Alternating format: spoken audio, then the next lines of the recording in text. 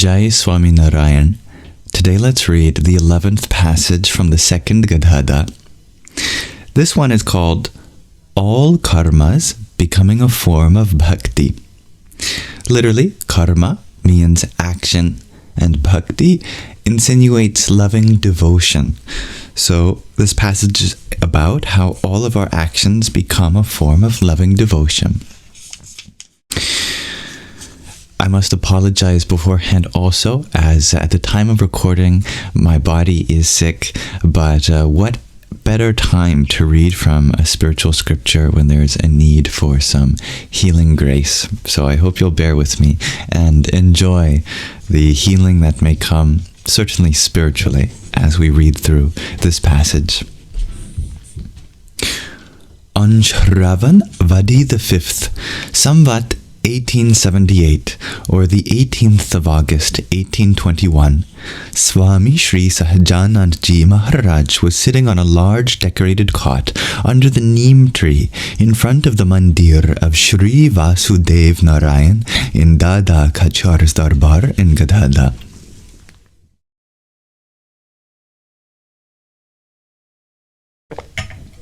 Got some chai.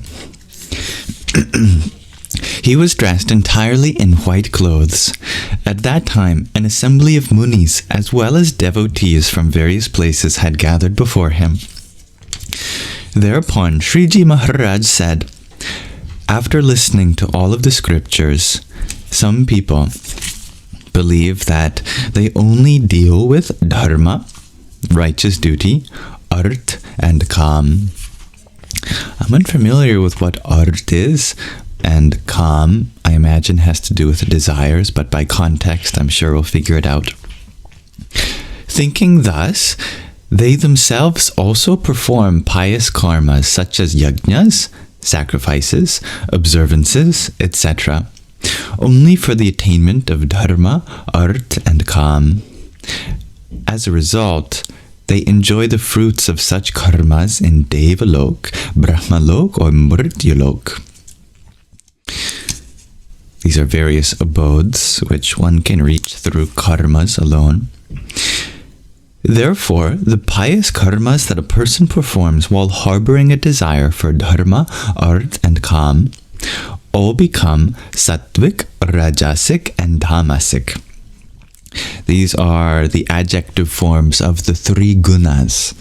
Sattva being the guna, the quality of purity, rajas, the guna or quality of passion or activity, and tamas being the guna or quality of darkness or ignorance. And the fruits of those karmas are enjoyed while staying in the realms of Swarg, Mrityalok, and Patal, the higher, middle, and lower abodes. However, they do not attain the gunatit abode of God, the abode which is beyond the qualities of material existence.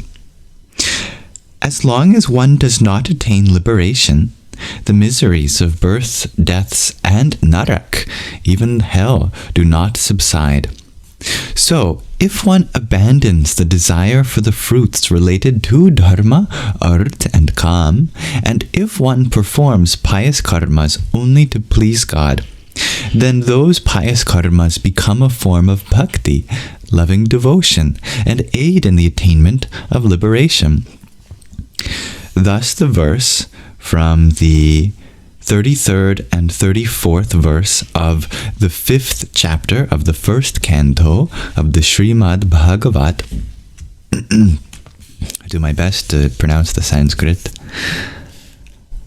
Om Amayo Yena Bhutanam Jayate Yascha Survat, or Suvrat, Tadeva Hyamayam Dravyam Na Punati Chikitsitam Evam Nurnam Kriya Yoga Sarve Sandhrti Hevataha, or Hetavaha, Ta Evatma Vinashaya Kalpante Kalpitaha Pare. which means, O observer of pious vows, Vyas. This is the compiler of the Vedas.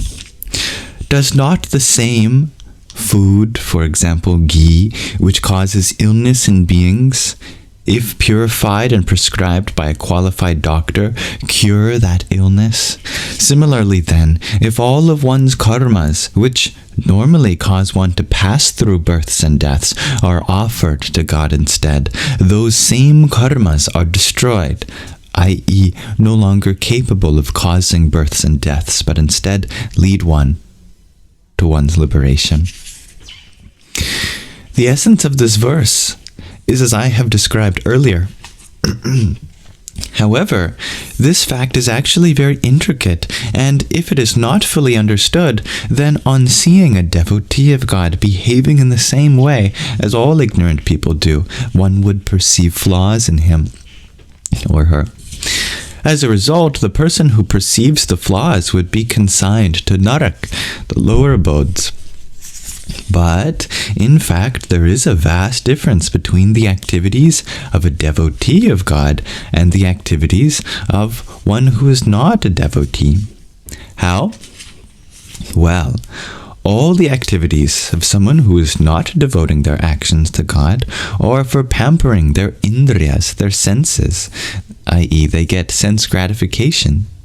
Whereas all activities of a devotee of God are solely for serving God and his devotee.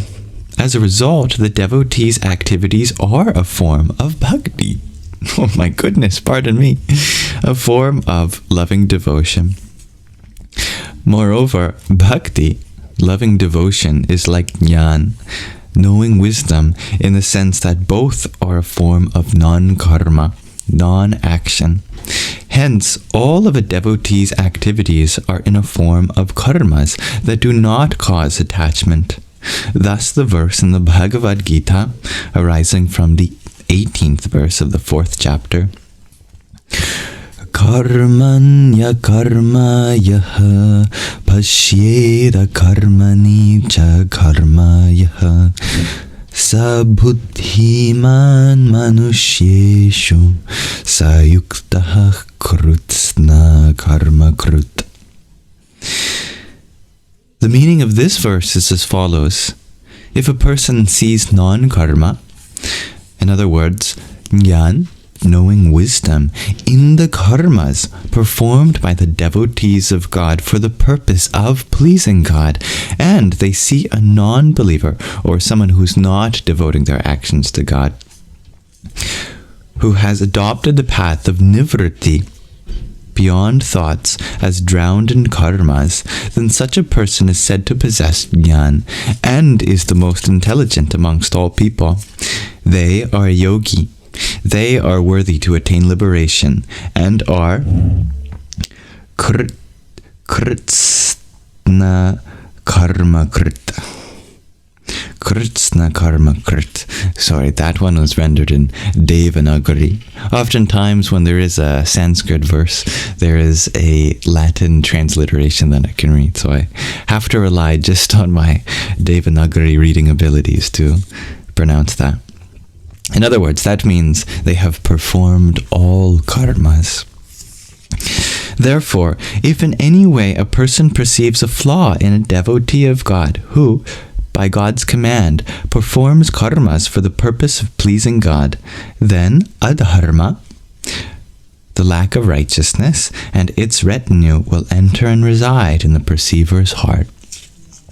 So, thank you for listening, and I apologize for my body getting in the way while reading this due to its sickness, but that's alright. Many times before we've heard of Shriji Maharaj doing things in spite of their bodily ailments, as we are not the body, not even the mind, and therefore transcendental to its effects. Thus, I dedicate this reading to Swaminarayan. Jai.